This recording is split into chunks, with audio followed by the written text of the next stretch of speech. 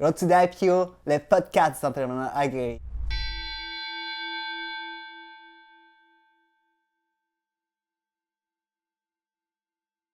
Today's podcast is in English and it's a special edition because I have the great honor to have on the show Derick Fage, TV host of Breakfast Television. Hey Derick, how's it going? Good, man. How are you? Fine, thank you. Thanks for contacting me, Hugo. I appreciate it. Yes, I appreciate your time too. My pleasure. So for those who don't know you, can you introduce yourself?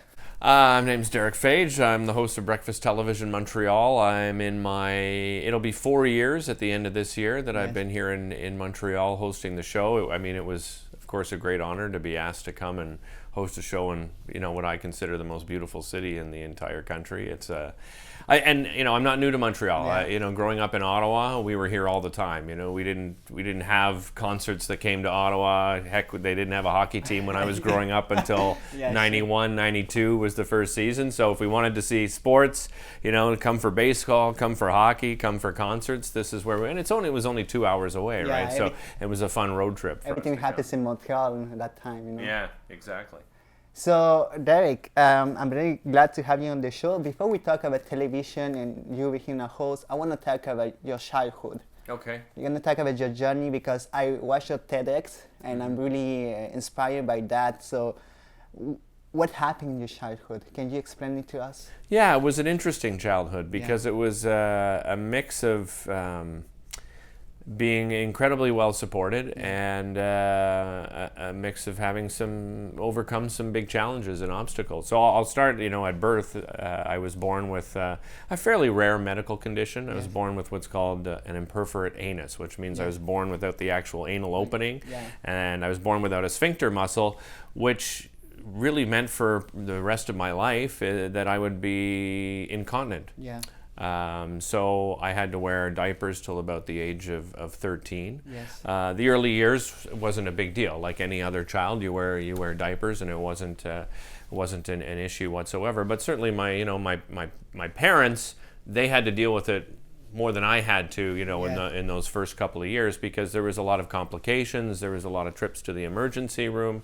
I had a colostomy at the time, which is when they put an incision in you and they take out some of your intestine. They actually cut it and then put a tube on it so you can actually, go to the washroom through that. So I had that for, I think, about the first 8 months until all the surgery was healed and I didn't need it anymore. So they removed that after a while. But, my mom told me horrific stories how, it would slip out of the tube inside me, and she would call the doctors and say, hey, you know what, it fell off. And they say, oh, don't worry, the other one will kick in and it'll be fine. Well, that wasn't the case. I actually had fecal matter going inside my body, and so I had a horrible infection, and my mom and dad had taken me to emergency, and that was really stressful on them. When was when was the time that you really realized, I'm different from other kids? When was it that I'm different? Yeah, I would probably say grade 1. I mean, kindergarten, a lot of children are still, potty training and wearing diapers and not, so that wasn't a big deal. But certainly as I got into grade 1 and grade 2,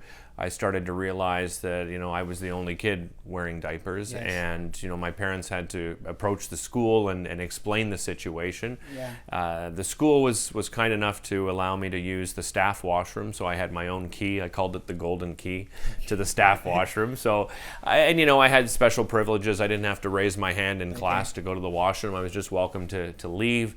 I would change in the bathroom stall, and at gym class, so I wouldn't necessarily always, at any time change in front of the rest of the children. So that got kids talking, right? Hey, why aren't you going to the washroom with the rest of us in the public washroom? Why are you going, why do you have the special privilege of not having to raise your hand and going out? So as kids started to talk, and kids are curious, and I had my accidents, which were difficult to take because the kids started realizing that I had an issue, and they don't think of it logically like you do as an adult. So that posed a lot of problems for me. I got bullied pretty relentlessly at school. Yes, so when you get bullied, how do you feel?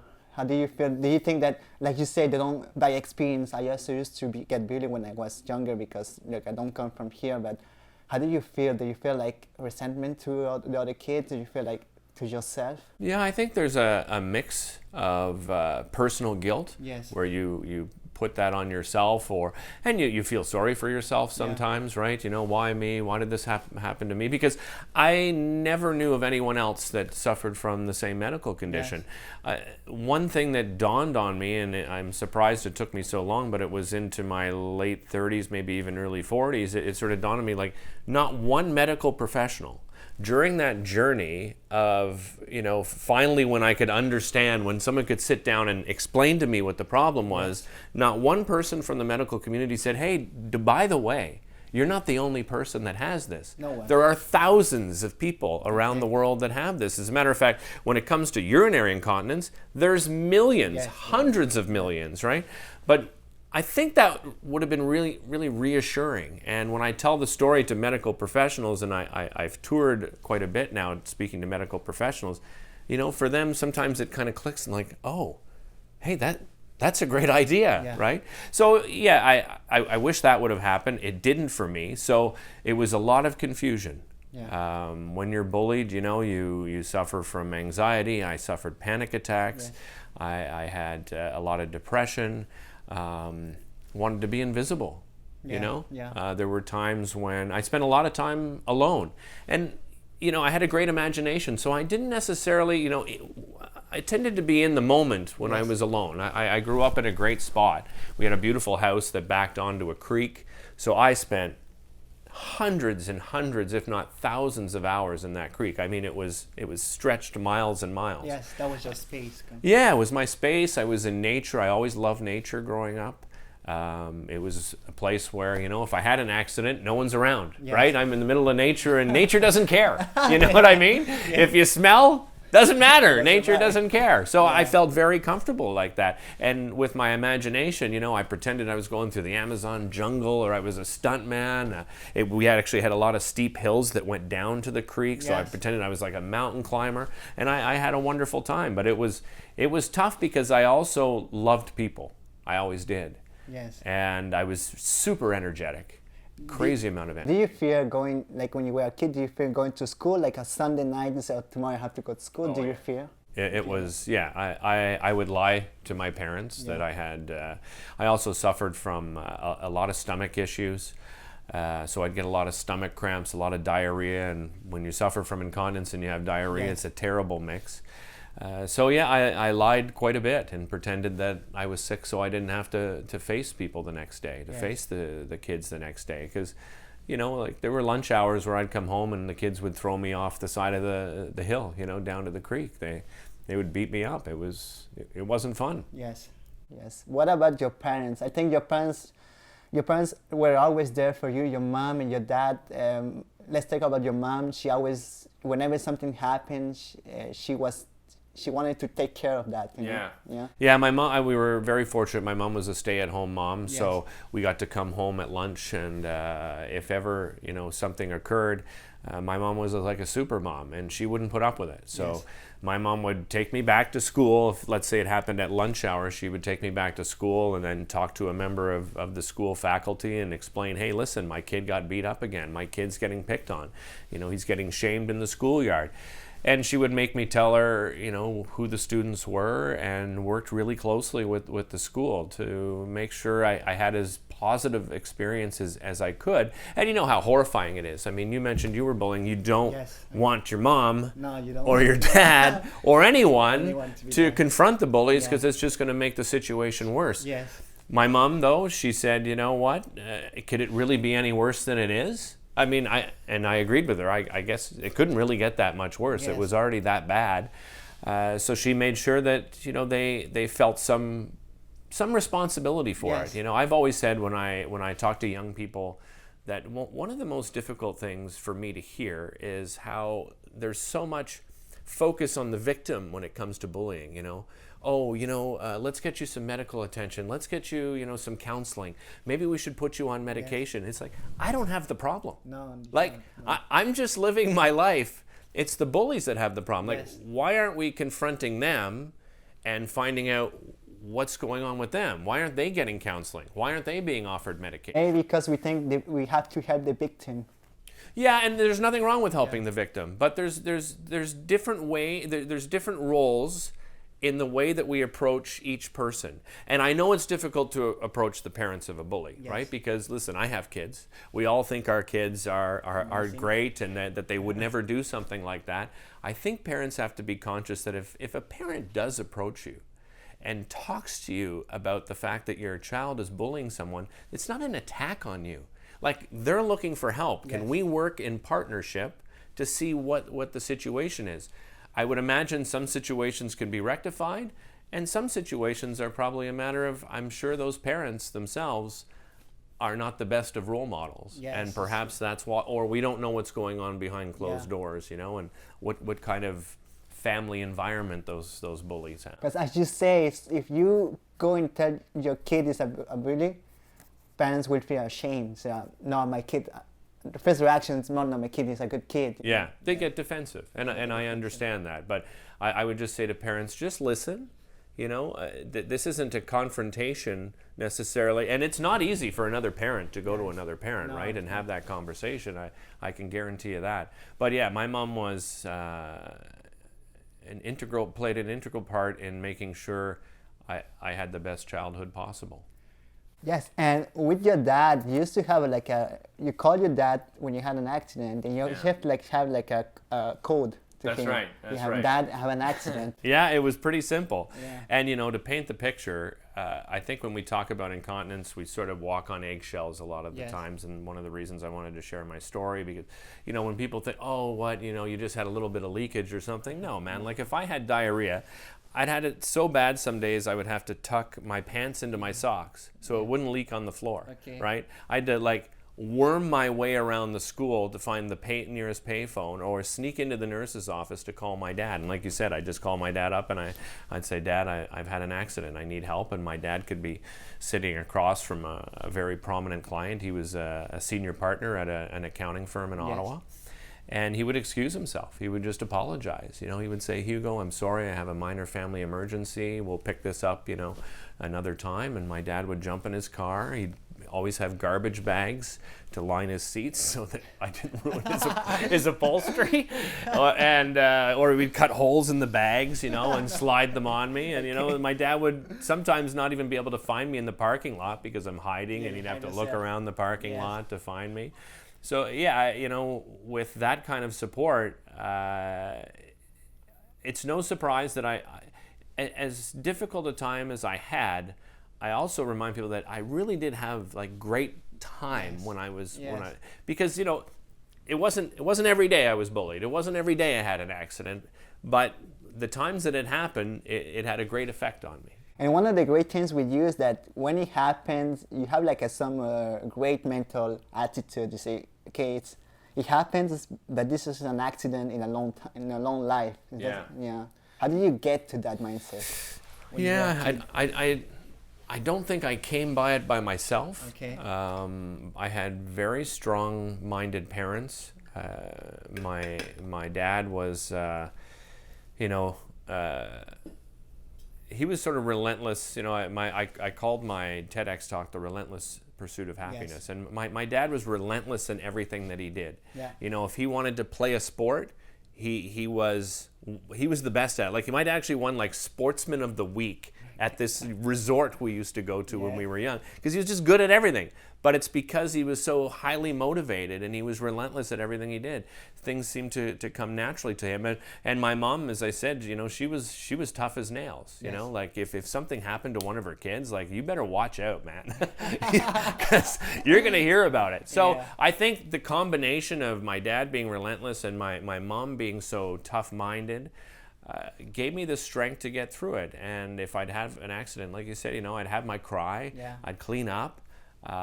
It's one, you know, incident in a long life, and I'd forget about it rather quickly, and I'd go into sort of that fantasizing imagination mode that I had as a kid, and I'd just, you know, play with my toys, go to the creek, you know, find friends to play with in the neighborhood, go and play hide and seek. It was done. Do you feel blessed that you have good parents? Because not the case for all those people. it meant everything to me. Yeah. Having my brother and my sister, and then, my stepsisters and my stepmother after that, they were all very understanding. My grandparents, my aunts and uncles, we had good friends of the family, the Goodwin family, who I called sort of my angels on earth. We went to their cottage every single summer. Yes. And spent practically the entire summer up there, and it was like a sanctuary for me. Yes. I got away from everyone. They had 3 beautiful boys, Tom, Glenn, and Dave Goodwin, and they never questioned anything. I don't know if my uncle, they weren't really our uncle and aunt, but my Uncle Eric and my Aunt Nancy, that's what we referred, that's how close they were to us. I don't know if they ever sat the kids down and talked to them or not, but regardless of whether they did or not, I never heard from them. They never picked on me. They never said, "Oh, what smells?" Like, never a word. So that was probably the most beautiful moments of my childhood as far as my memories go, is hiking with my mom and dad, going to the Goodwin's cottage, being in the creek, being in nature, getting away from everything. Without that, and it wasn't just, like I said, that's why I mention everyone, because the support system was much bigger than just having a mom and dad. Yes. It was the aunt and uncle and the grandparents and the close friends of the family, the guns, and we belonged to this squash club. I ended up playing, I don't know how I played so many different sports. I played like competitive squash, and with that kind of medical condition, and somebody that has stomach and bowel issues, sports sometimes makes that situation worse. But and even you did campaigning, you just went maybe. I went to summer camp, like overnight summer camp for 2 weeks. And there was no way I thought in my mind I'd ever go.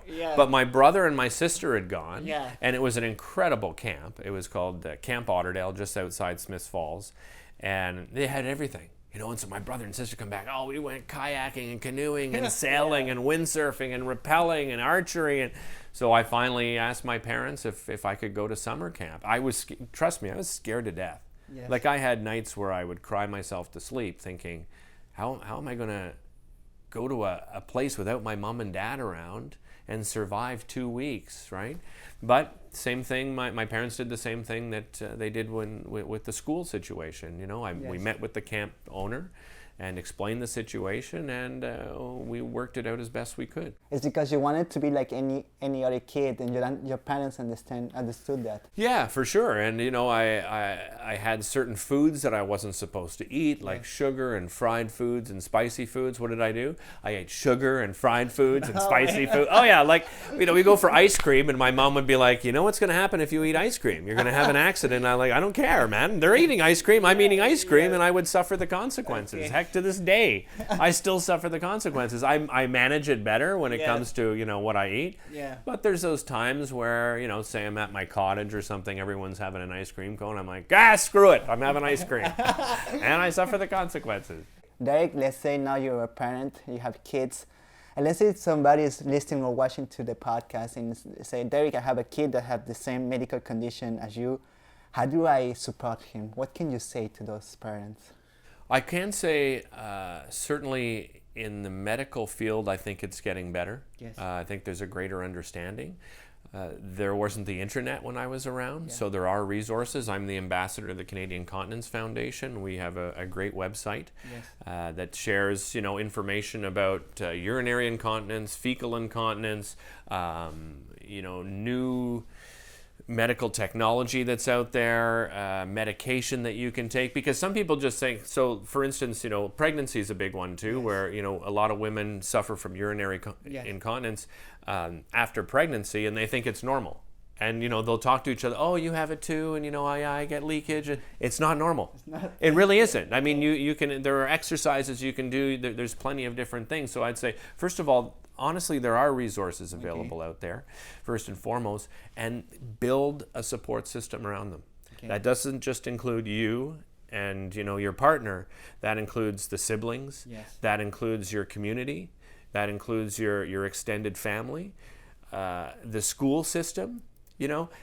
Teachers want to support. They really did. I mean, it's not like we approached the school system and they went, well, this is going to be a pain in the butt. No, I mean, they were very sympathetic towards the fact, because I was the only one in school with this, like it's not like they went, oh, don't worry, we have other kids that suffer from fecal incontinence. I was the only one. So the support group is so important, and no matter what challenge, right? It doesn't matter what you have. Building a support group, I've talked to so many organizations over the years too, that work with people with intellectual disabilities. Yes. What's the most important thing that they talk about is building a support group around them, right? Yes.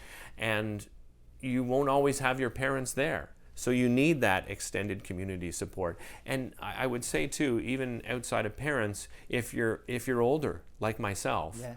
and it's come to you later in life, Yeah, that's I know it's embarrassing. Yes. I know there's a lot of shame in it. But there are people, Hugo, that don't tell their spouse. Yeah. There are people that don't tell their family doctor because they're so ashamed. Guess what? That hurts you more than it helps you. Yeah. I know it's embarrassing, but people understand, right? So you tell your family doctor, you tell your spouse, you tell your older adult children, even your young children. It doesn't matter. I mean, my kids knew by the time my daughter could understand, what the medical situation was, she knew about it. Tell your colleagues at work. All my colleagues at work know about it. Yes. And listen, when I first got on TV, I didn't tell my colleagues. Yes. And I regretted it because I had situations, and that put me. Can you imagine doing live television and having an accident, and you're so ashamed and embarrassed? I'm not even going to tell you, my co-host, so I sit there and sweat it out and have a bloody panic attack on live television instead of them just understanding it and me being able to say, as soon as the break comes, I got to go, right? And it's horrible for your own mental health to put yourself through that. So let's talk about it when you go public, like the medical condition. It was on TV in front of a lot of people. What happened exactly? What make you go and say it in front of a lot of people? That was very spontaneous. Okay, not planned. Not planned. So I was in Ottawa, hosting a show called Daytime Ottawa. And by chance, so it was kind of a neat atmosphere there because we had a big green room where all of the guests gathered. It was a 1-hour live show, so we could go there and meet them all. So all the guests would arrive at 10:30, and then from 11 until noon, we would do the live show. So at 10:30, they're all there, and it had this great buzz, so everyone's talking and networking with each other. And one of my guests on the show is the executive director of the Canadian Continence Foundation. And so she's talking about what they do. And so, of course, I know what she's talking about, right? And I turn to her and at one point, I say, by the way, just like that. Just like that. I'd say, by the way, I suffer from chronic fecal incontinence. I have since birth. And her eyes just popped out of her head. Okay. She was like, what? You're a live television host and you suffer from fecal incontinence. Yes. Yeah, I have, my whole life. And she goes, would you it would mean the world to us if you would share it on television. Have you ever shared it before? And I said, no, I've never shared it. It's not something I wanted to shout from the rooftop. So she asked me if I'd share it. And I did. I shared it live on the air that day during that segment. And then I followed up by sharing it on social media, on Facebook and on Twitter. And then the amount of support was incredible. It was overwhelming. How do you feel when you say it after it just came out of your mouth? How did you feel? I had two feelings. So the first was a big sense of relief. Okay. I felt a great weight off my shoulders. Like, okay, finally I've just said it to everybody, because I started saying it to more and more people. But again, close friends. It's not like so a sense of relief, and then a few days later, there was one thing that dawned on me. And it's comical, I laugh about it, but at the time, it was like, oh my God, this is a big deal. So I thought, now, when I'm at a cocktail party, at a dinner party, at an elevator, or anything, right? Any public domain that I'm in, and somebody, lets one go, everyone's going to blame me. You know what I mean? Everyone's like, oh, it's the incontinent guy, right? I was like, so I'm going to be that guy. And then I used to joke with friends, that people at a cocktail party just come up, stand beside me, chat for a while if they have to let one go, and then just walk away and leave me to take the blame. So that was the only thing, I just thought, oh man, that's going to be a bit of a bummer, but you know. after all the messages I received over the coming weeks and then even months, it didn't bother me anymore. So for you, it was the right decision. Yeah. No regrets. It was the right thing to do. No regrets. No. So, because I read that you, and at that moment you were ready to say it. Yeah, I was. I mean, and that's what I said to Jackie. You know, when she asked me if I'd share it live on the show that day, I just went, "Yeah, I think I'm ready. Yeah, this is the right time for me." I was in a good place. You know, I was starting to become more confident. I think doing live television is something I dreamed of doing when I was a child. I wanted to get into film and television. The fact that I was doing something that I thought may be impossible, just because I wouldn't have the confidence to do it. But I fell in love with theater in grade 8, and then it continued in high school. I took a break from it when I graduated from high school, but got back into it, doing murder mystery dinner theater and playing all these characters. And then I was doing independent films and voices for video games, and it just started increasing my confidence. And I think that was important, and that's something my parents did for me too, right, to help my confidence.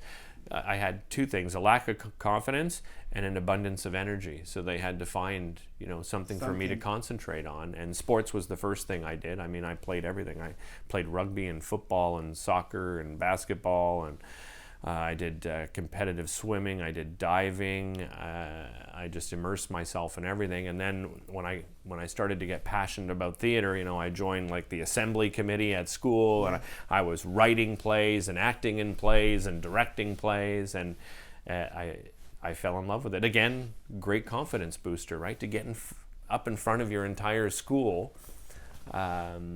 Even after, you know, again, even in high school, you know, people started finding out about it. Yeah. I didn't let it bother me as much because I think I had that momentum going for me where I was gaining more confidence in myself. It seems to me that you have like a relentless, when you start something, you go all in, and that's where you put your focus, you know, in sports and in TV and everything. You go all in. Is that a way to just really focus and not think about anything else? Yeah, I think you have to get in the flow, right? You have to be in the moment. It's one thing I love about interviewing people is when they come on the show, you sit there and you think about nothing else, right? It's just you and that person, or, you know, maybe it's 2 or 3 people at times as well. But you just get, and I felt theater was the same thing for me, right? There's nothing else I have to think about. Sports, again, was the same type of thing. I mean, when you're playing, your mind doesn't wander. It's got to be in the moment at all times. And living in the moment is becoming more and more difficult. We were talking before, right? Phones and everything. Yeah, it's becoming tougher and tougher for people. And let's say because you just told me that you were ready to really talk about it in public, but to get there, you just suffered a lot.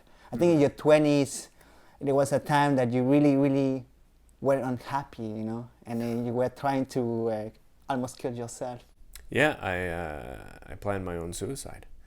I was in my late teens, early 20s.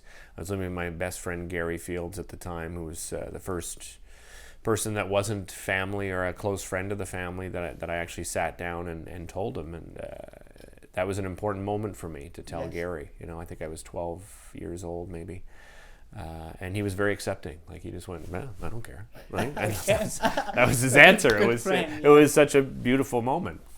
But yeah, so, you know, I in my TEDx, I tell the story of how much I wanted to find that best friend, right? You know, my brother was my best friend. But I think it's special to find someone sort of outside the family that you've had no connection with before. You find that ultimate stranger that you connect with, and Gary was that stranger for me.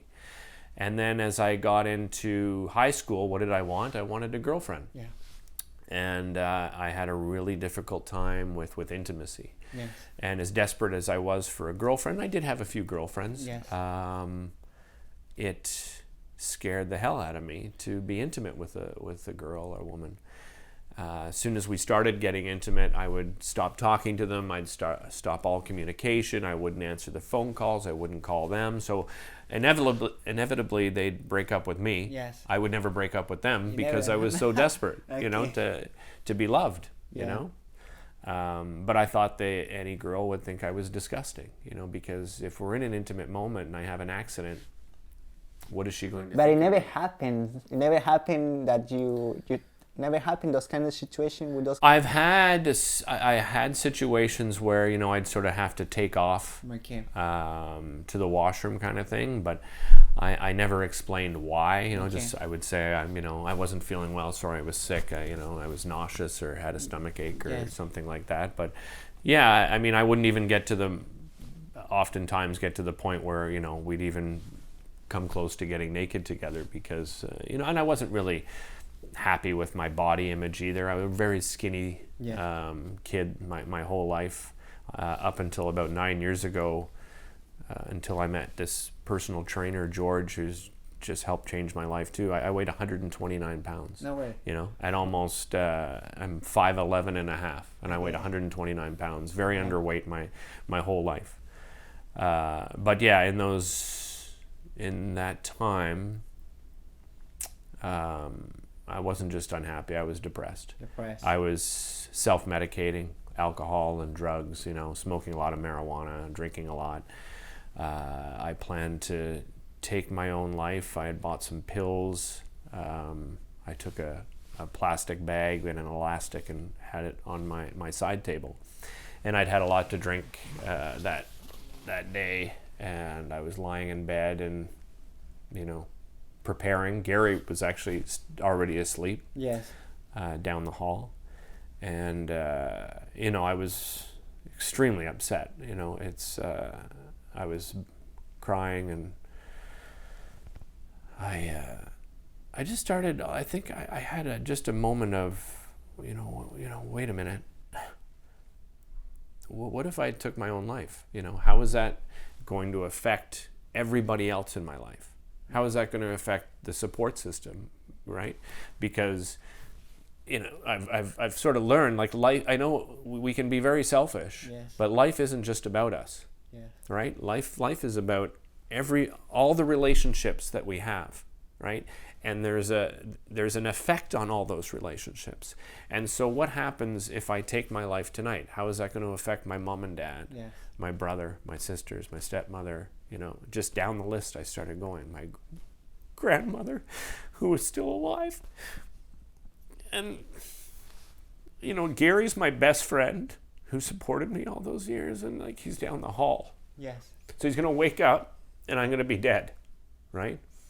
You know, that kind of thing destroys people's lives, right? I think you saw the light, because most of the people that are trying to kill themselves, they don't see what they have. I think you saw, like, have people, because since you were a kid, you had people behind you. Since you have all the medical condition, and before that happened, it just came back to you that I have people around me.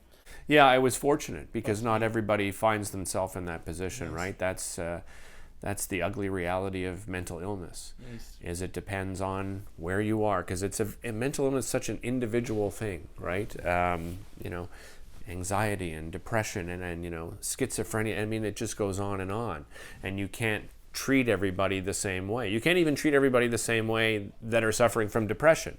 It's so individual. So you're right. I was fortunate that, you know, I had a lucid moment where I went, wait a minute.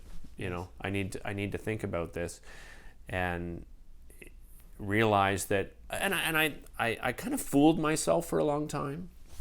I pretended to be happy, even though I wasn't. You know, that's not to say I was depressed at all times. I'd have very happy, joyful moments, but deep down, I was in a very dark place, and I wasn't happy in the position I was in life.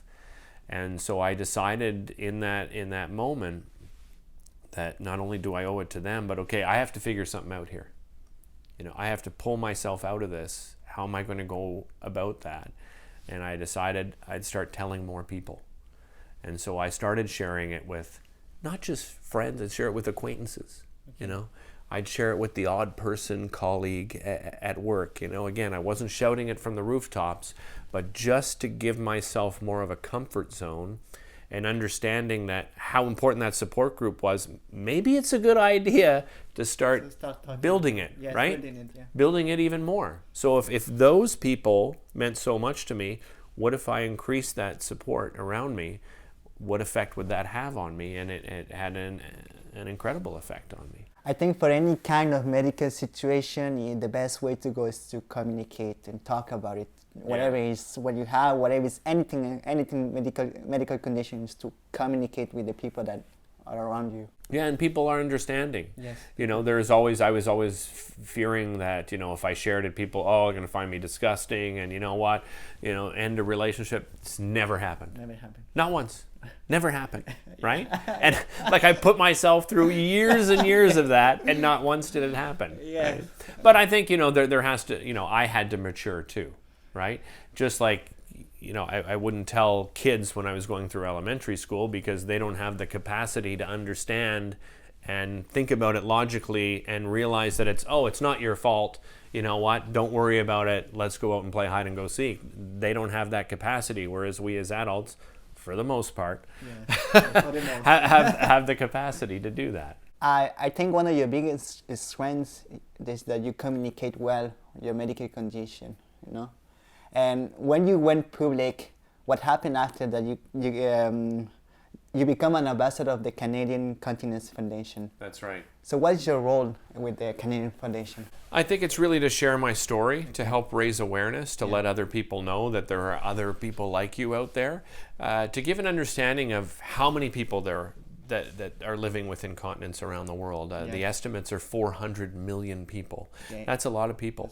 And to raise a lot of awareness about some issues that some people haven't thought of before, Why do people not leave their homes, right? What is the issue there? Well, because, embarrassing incidents can happen to people.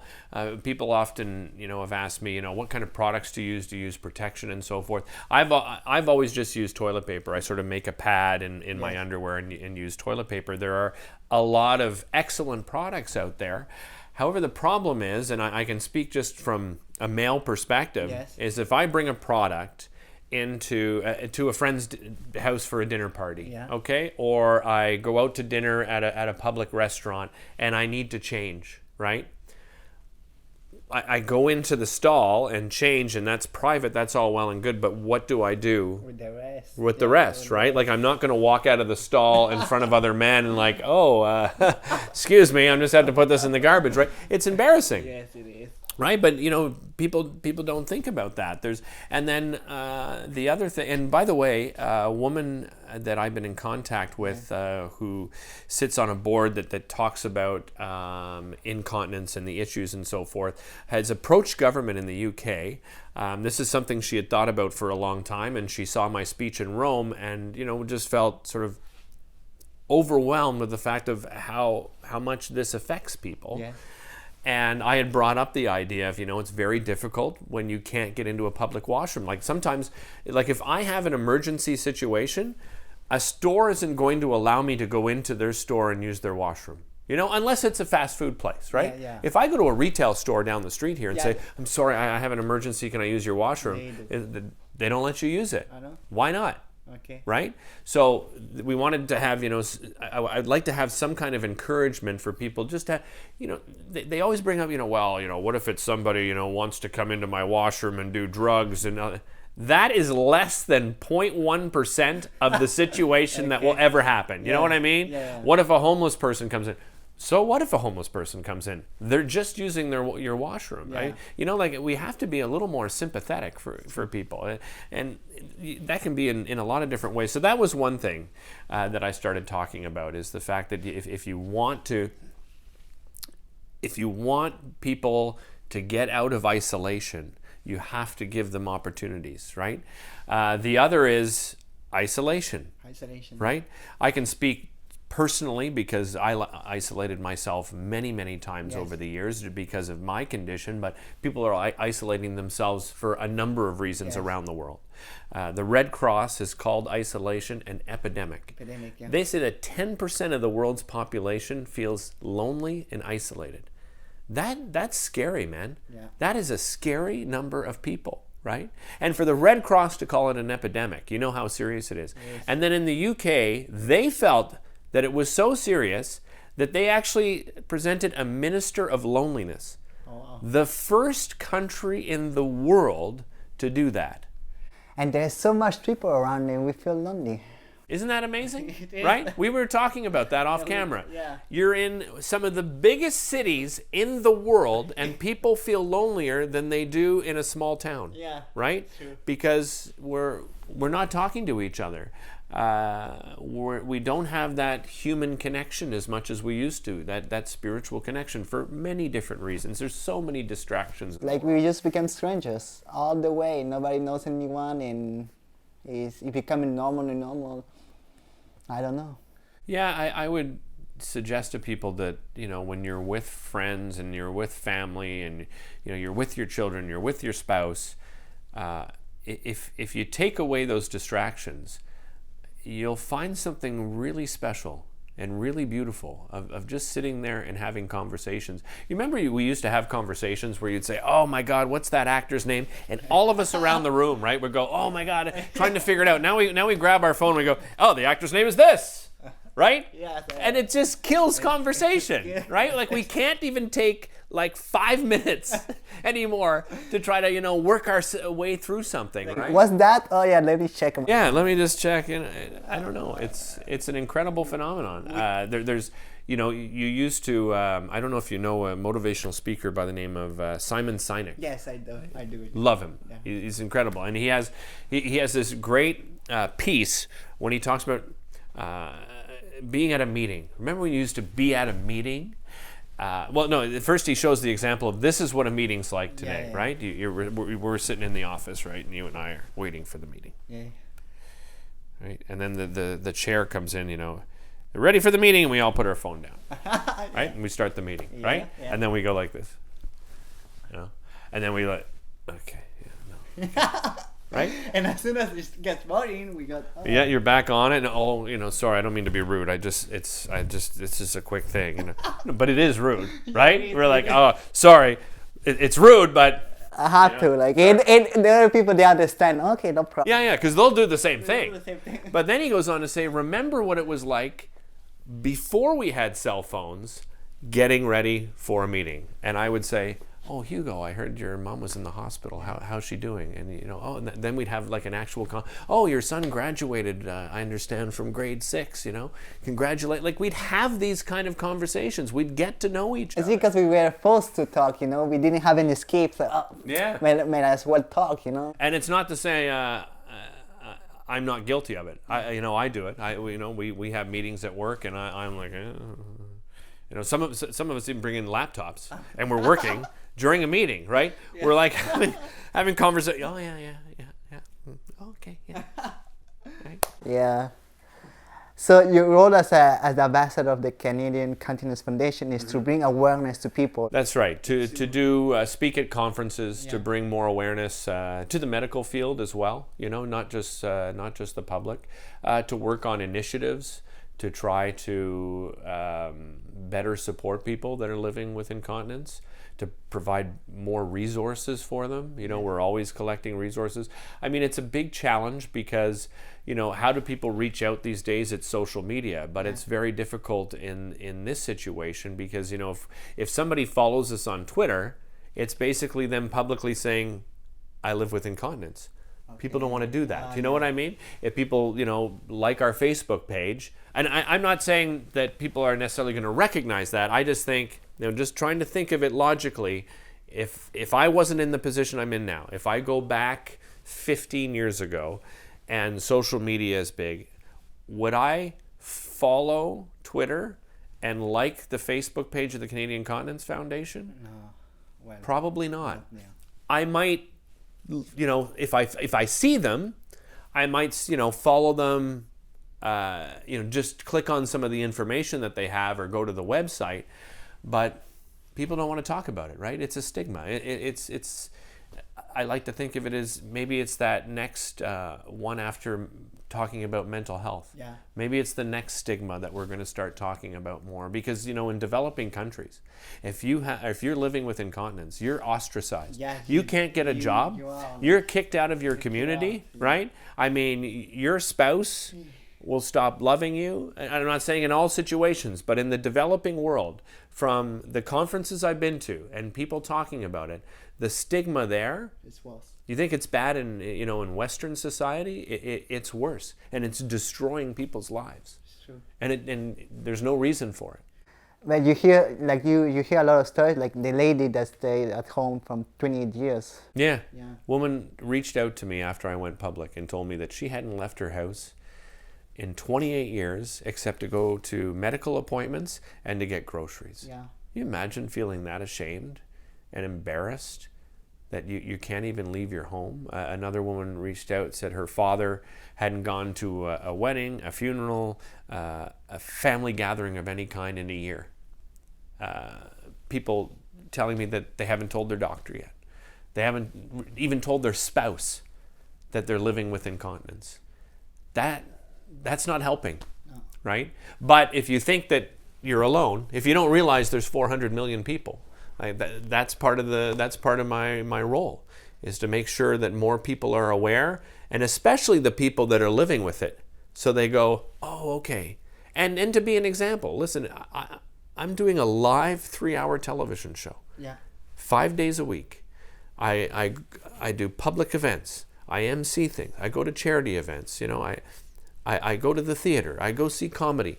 I go to dinner parties. I'm doing all of these things.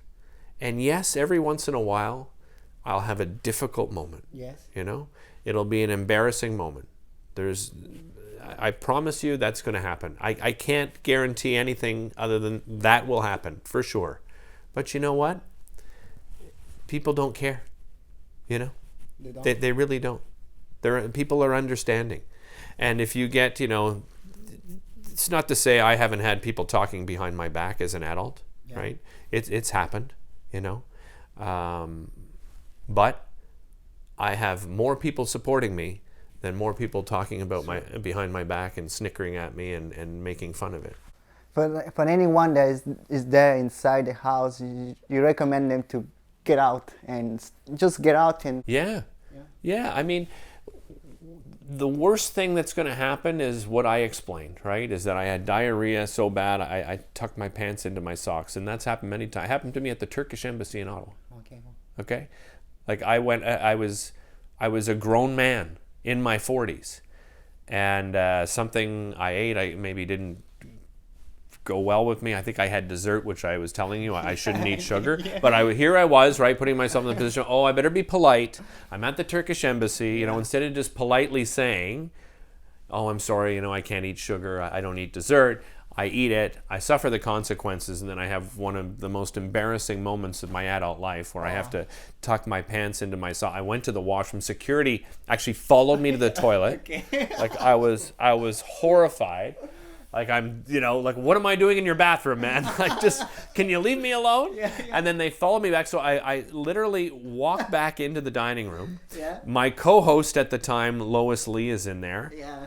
Stupidly, I haven't told Lois about my medical condition yet. It's not that I didn't want to tell. I just hadn't gotten to the point yet. I didn't have a comfortable moment with her yet, right? We were still sort of new to each other kind of thing. So there I am, like I'm down on one knee, tucking my pants into my socks, okay? Yeah. And telling her, I've had a medical situation, Lois. I have to go. I can't explain it right now. I'll explain later. And I leave. And I get in my car and I drive home. And I'm covered in diarrhea. Yeah. And I get home and I shower and, obviously I wash my clothes as best I can before I put it in the laundry, shower and everything. And I go to bed and I cry. I'm 43, 44 years old. My wife comes home and I'm crying in bed. She said, what happened? I explained the whole thing. So that's what I'm saying. That's going to happen. It happened, yeah. Right? But none of those people ever had a bad thing to say about it. None of them questioned why I left so quickly. And the Turkish embassy continued to send me invitations to come and visit the embassy. Yes, and people, forget also. They even have something they don't really remember. They will say, that happened. As long as it's not something that big, I think it's people inside the head that create situations that may happen or not. Yeah, well, that's the other thing, right? I'm so glad you pointed that out. Stop having the negative conversation all the time. Well, what if I go out? Yeah. Well, Yes. I get it. There's a possibility. Yeah. But that's not, because you know what? Anxiety is also going to affect you, Yes, right? stress. Anxiety and stress affects you physically. So if you have the combination of already having a physical disability, and then you combine it with anxiety and stress, it's only going to get worse. And I know it's going to take practice. You have to be mindful. You have to have that conversation with yourself, but change the conversation from, oh my God, what's going to happen, to cannot wait to go out and have a great time. Change your mind. Yeah. Positive, yeah. I'm glad we talk about this, because it's really a taboo subject for most people, but I'm glad we have this conversation. And before we go to the second part of the podcast, I wanna also talk about your career. I also know that you got the Queen Diamond Jubilee Medal. What's that exactly? So the Queen Elizabeth II Diamond Jubilee Medal, that is handed out to Canadians that have had a huge contribution to their community, to various charities and so forth. And that was a really special moment, an unexpected moment. I was on Daytime Ottawa. Yeah. And a friend of mine who I had been doing some charity events for, Yvonne, for quite a few years. She's a sad story. Her daughter was murdered and left behind her beautiful daughter. Yes. And it was, she was devastated, of course. And I had done some of these charity events, golf tournaments for her, to raise money for a trust fund for her granddaughter. Yes. And she came on the show to talk about her initiative and her organization, and halfway through it, she presented me. She had nominated me. Oh, she nominated. Yeah, so you nominate Canadians. That was before going public with your medical. That's right. Okay. That's right. So she had nominated me for the work I had done in the community and my contributions to various charities and nonprofit organizations. And as you know, I'm an emotional person. She moved me to tears on the show. I couldn't believe it. I was just so humbled.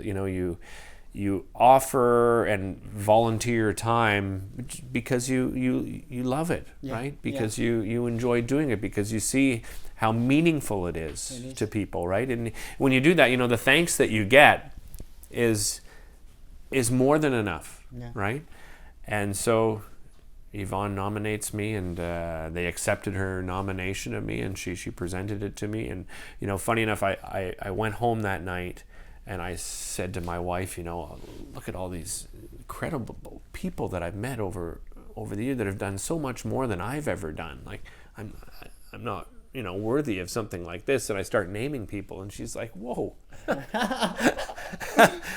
Let me just point out the hundreds of hours that you've contributed, right? To and how much people appreciate it. Like, just stop being so humble that you can't appreciate and accept something like this. And I kind of said, okay, and if I look back, wow, what a great recognition. Who gave you the medal? Not the Queen. The Queen? Well, the Queen is who, it's officially from the Queen. So, and coincidentally, ironically, my wife received the Queen's gold medal for her contributions because she was in the military, the Canadian Forces for 10 years with the Grenadier Guards here in Montreal, and then ended up becoming the first female sergeant in Canadian Forces history in the infantry. So she received the medal, and then years later I would receive it as well. It was pretty special for us. Special. Yeah. All right. So before we go to the second part of the podcast, I just want to let people where they can research out to you. What platforms are you on? Okay, I'm on Instagram, I'm on Twitter just under my name, Derick Fage. I'm also on Facebook, and shortly I'll have a website coming up too. More about, not necessarily about myself as a television host, but as an MC. I'm a live auctioneer, I'm a professional speaker, so that's what that's going to be concentrated on. All right, we're going to put all the links on the description, and also recommend to go and watch the TEDx that Derick did. Because I did, and it was really good. Thank you very much. All right. So, Derick, we talk a lot about your medical condition. When I want to talk about you being the host of Breakfast Television. Okay. You said that you wanted to be on TV, you want to be an actor. How do you became like a host? What happened? When was that moment you said, okay, I'm going to be a TV host? I didn't know I was going to be a TV host. My sort of dream was to be an actor in film and television. Yeah. And I told you, I'd done murder mysteries and sort of built a pretty good resume between independent films and voices for video games and murder mysteries. I did some local television commercials in Ottawa. And then one day there was an ad in the paper looking for a host of this new a new host for this lifestyle show called Daytime Ottawa. Yeah. My stepmother calls me up and goes, "Hey, listen, this is what you're passionate about, television. You'd be great at this. You have the personality for it." I'm like, well, the deadline's in 3 days. I don't have a video camera. And she's like, "Listen, your father will get a video camera from one of his friends. Call one of your, acting buddies and have them come over and do it." So I put together an audition tape, just interviewing a friend of mine, Jamie Douglas, who is a great actor in Ottawa, and I submitted it. And very shortly thereafter, I think 48 hours later after I submitted it, and my resume, of course, I had built up, as I said, a pretty decent resume. Yeah. And they called and said, "Hey, you know what? We're really interested in you. Can you come in to have sort of a live audition?" I did, and I auditioned, and then they, again, 48 hours later, again, called me back. Well, I think you said that you were very hesitant to take out the role because, that wasn't really what you want to do, but there's a moment they told you, "Derick, you can be yourself as a host, you can be authentic," and that's when you went, "Oh, okay, well, I should be." Well, what better compliment, right? Like, "We want to hire you to be you." Yeah, that's it. "Okay, what, really? Just be myself?" And they're like, "Yeah, that's who we want. We just want Derick, just be yourself." And it's funny because we're our own worst critics, right? Yeah. And that was actually a competition. Okay. So I competed against 4 other people. We each got an opportunity to showcase ourselves on a 1-hour show live. I've never done live TV before, along with some of the others that were there. But I ended up getting the most votes online. They had an online voting system. Okay. And then management had the final say, and they called me up and offered me the job.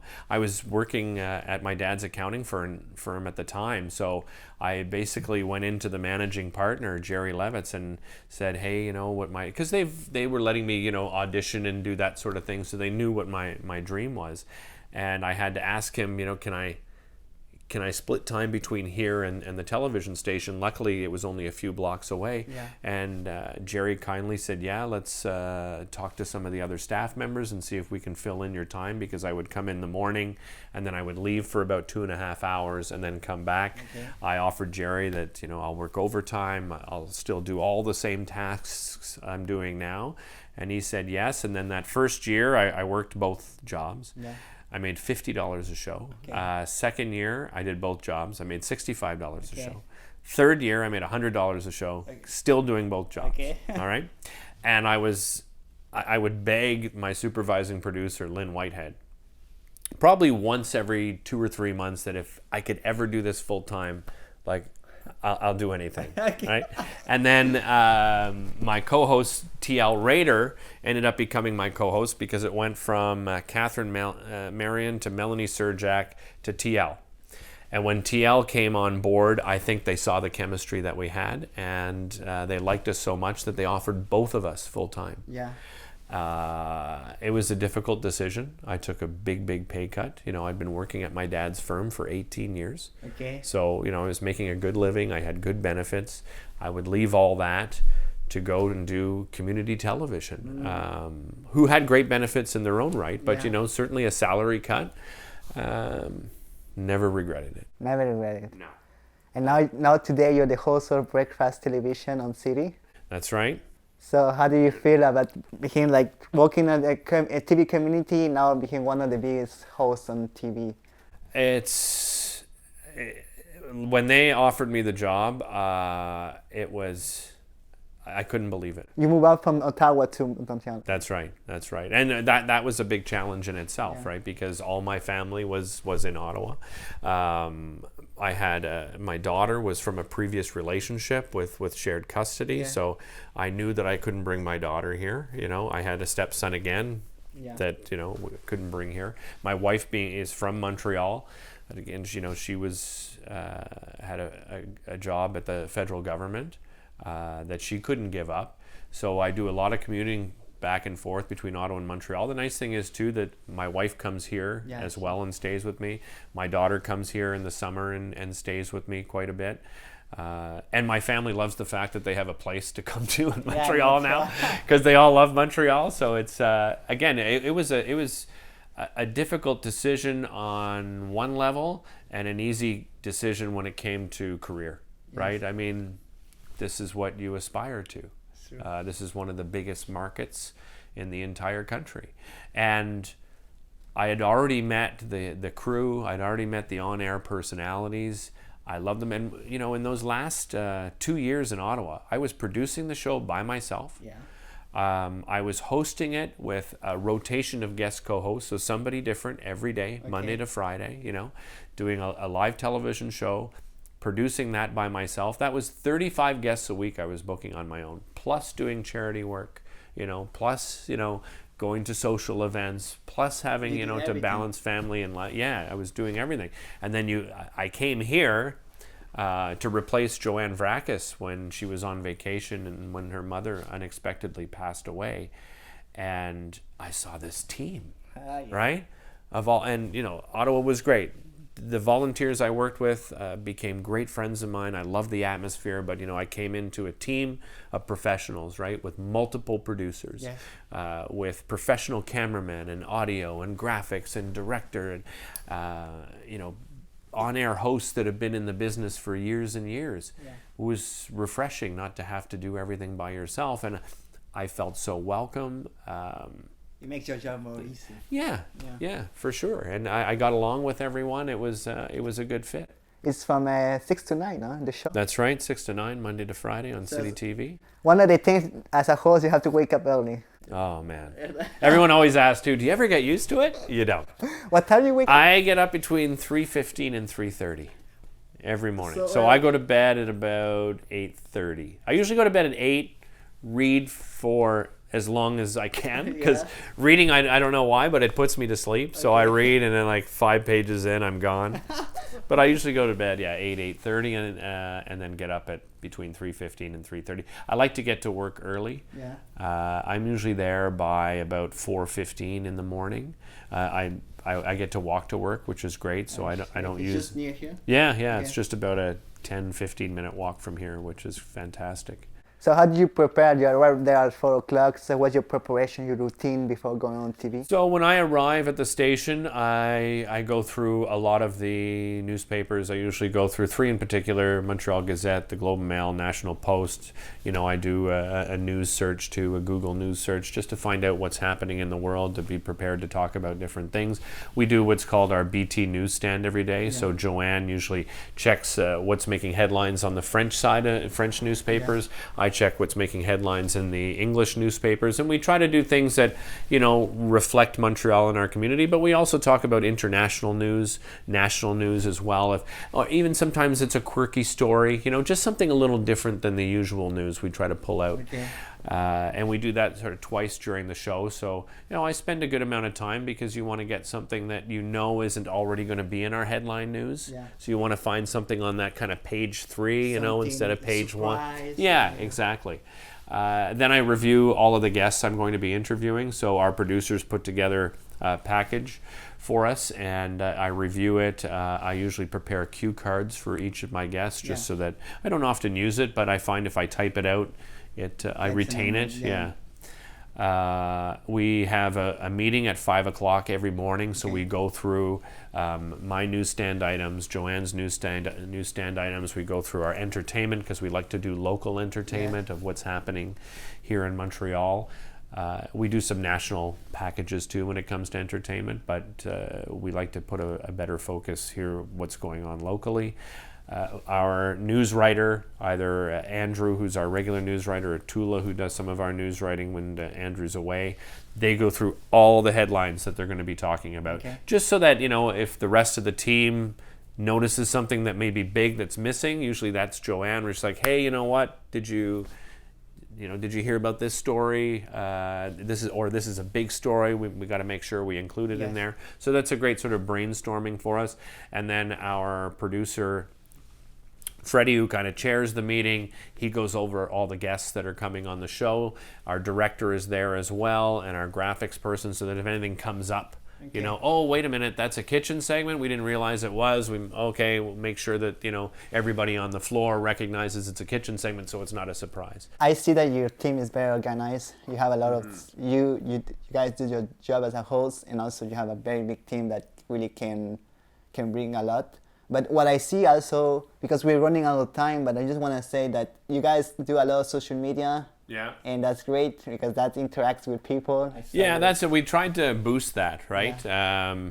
When you're busy doing a 3-hour show, there's a lot of moving parts and so forth, but that's the reality right now, right? People want to hear from you. They want to see sort of behind the scenes. They want to know what's coming up. So in particular on Instagram, follow all of us, by the way. Joanne Vrakis, Catherine Verdon-Diamond, Derick Fage, Breakfast Television Montreal. We're trying to do more of that and engage with the audience and our viewers, and we love to hear from people too, right? We're always looking for new ideas and what people are looking for. We do city news at 6 and 11 o'clock as well, so we certainly have people reaching out to us and sharing their local stories. A lot of them, very serious stories about some of the issues that people are having here in our own community. And you go to any challenge on social media, you did the face app. Remember, I saw your face in the face app. Yeah. I look like Bob Barker from The Price is Right, man. Like, oh my God. Anyone that has listened to this, I don't know, in 2017, face app, what a phenomenon. Everyone was doing face app. Oh yeah, but be careful how you use it too, right? There's a lot of stories out there right now. It's actually a Russian app. Company. I don't know. I'm just saying, Mike Yanni, who's our tech expert, he had a warning for everybody. Just make sure you put your settings in correctly, and so because they have access to all of your photos, right? They have access to and they have access to use your photo in any commercial purposes later on. So I'm just putting out that warning. I know it's a lot of fun, but keep that in mind. All right, Derick, I really appreciate it. And you know what? I want to have you on a second episode later on the podcast because I know we have more to talk. We didn't have a lot of time to talk about it today, but if I can have another interview later on, I'd love to. It's been great. I appreciate your time and your journey, your story, and I'm pretty sure the audience really appreciate it also. Thanks, man. I appreciate it. Appreciate it. Thanks, Hugo. Okay.